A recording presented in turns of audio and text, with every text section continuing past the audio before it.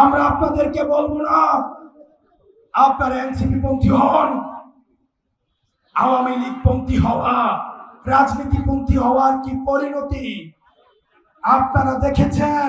সীমান্ত পাড়ি দিয়ে ভারতে পালিয়ে যাওয়ার সুযোগ হয়েছে, ক্যান্টনমেন্টে পালিয়ে যাওয়ার সুযোগ হয়েছে।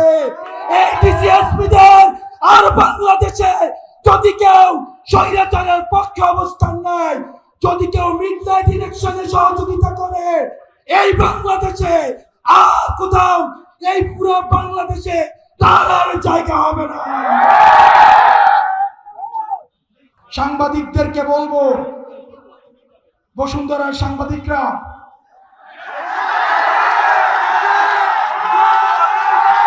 বসুন্ধরার সাংবাদিক খুনি হাসিনার পক্ষে এই বসুন্ধরার মিডিয়া কি বৈধতা উৎপাদন করেছে আমরা ভুলে যাই না। এই বসুন্ধরা গ্রুপের সাংবাদিকরা আবার নগ্ন হয়ে অপরাধের বৈধতা উৎপাদনের জন্য আবার নেমে বেরোচ্ছে, আবার আরেকটা একাকার ঘটাতে তারা ষড়যন্ত্র করছে।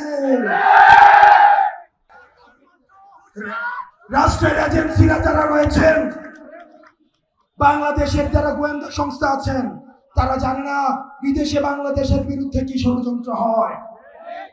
তারা জানে না বাংলাদেশের সার্বভৌমত্ব ঝুঁকিতে ফেলার জন্য কি ষড়যন্ত্র হয়। তারা যেটা করে, তারা ক্যান্টনমেন্টে বসে বসে রাজনৈতিক দল খুলে, তারা এই দলের বিরুদ্ধে আরেকটা দলকে লাগিয়ে দেয়, তারা এক নেতার বিরুদ্ধে আরেক নেতাকে লাগিয়ে দেয়। আপনারা বাংলাদেশের গোয়েন্দা সংস্থা, আমরা